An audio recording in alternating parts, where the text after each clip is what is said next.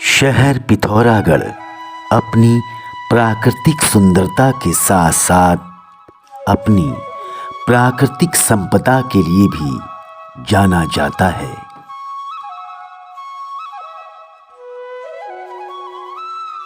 और इस प्राकृतिक संपदा में सर्वप्रमुख स्थान रखता है खनिज पदार्थ मैग्नेसाइट।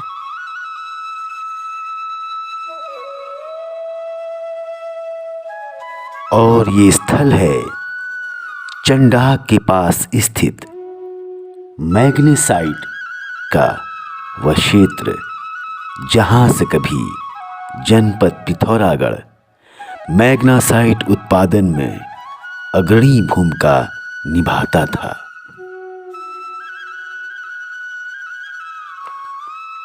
तत्कालीन उत्तर प्रदेश सरकार द्वारा सन 1971 में चंडाक, बजेटी, छेड़ा, तड़ी गांव, हलपाठी, दुंगा जैसे गांवों के 508 हेक्टेयर इलाके से मैग्नेसाइट निकालने की स्वीकृति दी गई। उसके बाद सन 1977 में 192 करोड़ रुपए का पूंजी निवेश किया गया और फिर मैग्नेसाइट उत्पादन में वृद्धि होने लगी।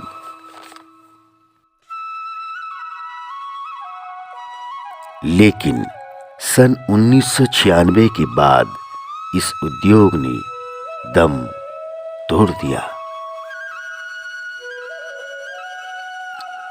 शहर पिथौरागढ़ की बेजोड़ खनिज संपदा मैग्नेसाइट आज कुछ प्रश्नों को लेकर, अपने अतीत को लेकर, अपने भविष्य को लेकर कुछ बयां कर रही है।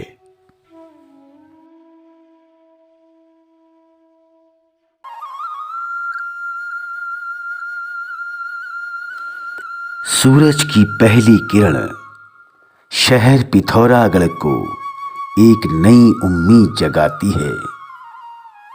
यही वजह है कि शहर पिथौरागढ़ के पास स्थित चंडाक के इस टापू से शहर पिथौरागढ़ के मनोहारी दृश्य भी नजर आते हैं।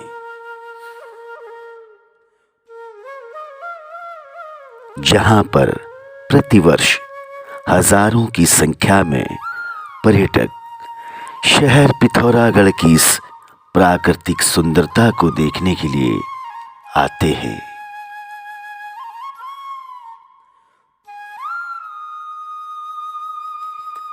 और यहीं से नजर आती है शहर पिथौरागढ़ के बीचों बीच स्थित ऐतिहासिक स्थल बाउलकीगढ़। इतिहास के पन्नों को समेटे हुए इस किले का निर्माण 1789 ईस्वी में गोरखाओं द्वारा किया गया। तत्पश्चात सुगौली संधि के बाद 1815 ईस्वी में इसका नाम बदलकर लंदन फोर्ट कर दिया गया। सन 1881 ईस्वी में इस किले का जीर्णोद्धार पुनः अंग्रेजी हुकूमत द्वारा किया गया। माना जाता है कि इस किले में कभी एक कुआं और तहखाना भी हुआ करता था, लेकिन वक्त के साथ साथ ये चीजें सिर्फ अतीत में चली गई और आज इसकी जगह में एक पीपल का वृक्ष दिखाई पड़ता है। लघु कश्मीर के शहर में पर्यटन की दृष्टि से लंदन फोर्ट आज एक खास स्थान रखता है। 88.5 मीटर लंबे और 40 मीटर चौड़ाई के क्षेत्रफल में फैले इस किले के निर्माण में पत्थरों और गारे का प्रयोग किया गया है।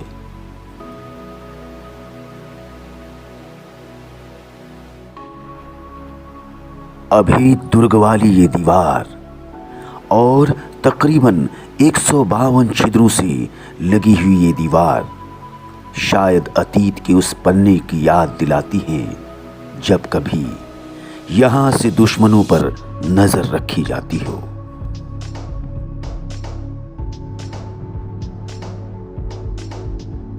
शहर पिथौरागढ़ के बीचों बीच स्थित इस किले को देखने के लिए प्रतिवर्ष हजारों की संख्या में पर्यटक आते हैं।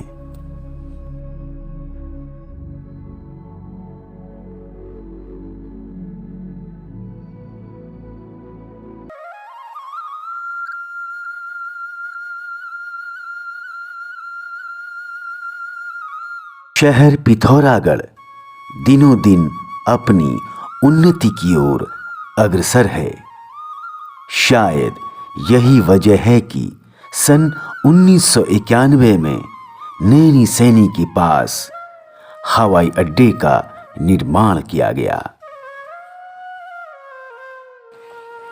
और शहर पिथौरागढ़ सड़क मार्ग के साथ साथ वायु मार्ग से भी जुड़ गया।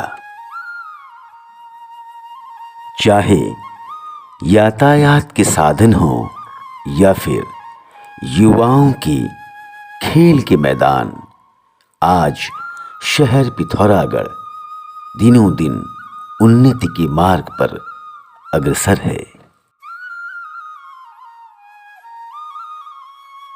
और ये टकाना के पास स्थित स्पोर्ट्स स्टेडियम है, जहां पर आज की तारीख में अनेक युवा अपनी प्रतिभा का प्रदर्शन यहां पर करते हैं। विशाल प्रांगण में फैला स्पोर्ट्स स्टेडियम टकाना के पास आज अनेक युवाओं के लिए एक सौगात के रूप में है। दूसरी ओर शहर पिथौरागढ़ में अपनी तरह का सबसे पुराना स्पोर्ट्स स्टेडियम है देव सिंह स्पोर्ट्स स्टेडियम। शहर पिथौरागढ़ के बीचों बीच में स्थित देव सिंह का यह मैदान आज फुटबॉल खिलाड़ियों के साथ साथ अनेक सांस्कृतिक गतिविधियों का भी केंद्र रहा है। अच्छा लगता है क्योंकि ये भी एक ग्राउंड ही है। ओके। और यहाँ पर अलग अलग टाइप के स्पोर्ट्स पर्सन आते हैं, जैसे यहाँ पर फुटबॉल चलता है, एथलीट चलता है, बॉक्सिंग चलता है, 3 गेम यहाँ पर चलता है। तो देख के अच्छा लगता है कि जितने भी प्लेयर्स हैं वो पा रहे हैं और अपनी प्रैक्टिस कर रहे हैं। ओके। जहां इस स्टेडियम में एक ओर खेल की प्रतिभाएं उभर कर आ रही हैं, तो वहीं दूसरी ओर शहर पिथौरागढ़ का देव सिंह स्पोर्ट्स स्टेडियम अनेक सांस्कृतिक गतिविधियों का भी केंद्र रहा है। तो वहीं शहर पिथौरागढ़ के बीचों बीच स्थित यह रामलीला का मैदान अपनी पुरानी ऐतिहासिक धरोहर, अपनी पुरानी सांस्कृतिक गतिविधियों का भी केंद्र रहा है। सांस्कृतिक गतिविधियों में यह है टकाना के पास स्थित रामलीला का ऐतिहासिक मैदान।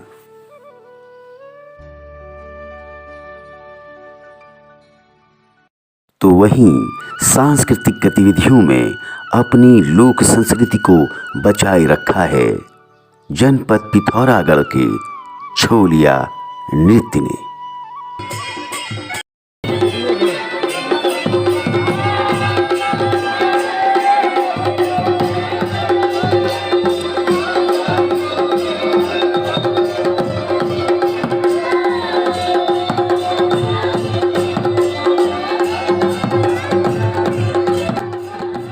शायद यही वजह है कि आज के इस दौर में लोग शादी और उत्सवों में छलिया नृत्य या छोलिया नृत्य को एक संस्कृति का हिस्सा मानते हुए अपनी परंपरा के साथ जुड़े हुए हैं।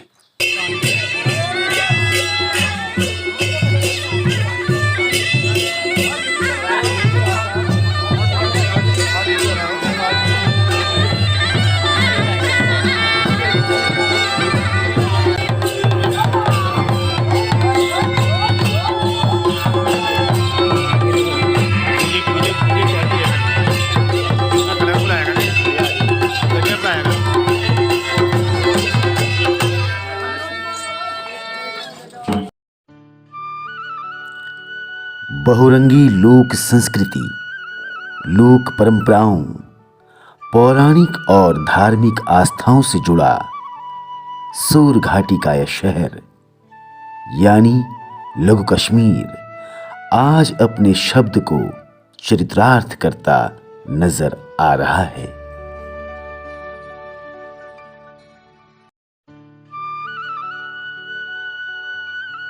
सूर घाटी के शहर में शाम होने के बाद सूर घाटी एक नई रूप में नजर आती है।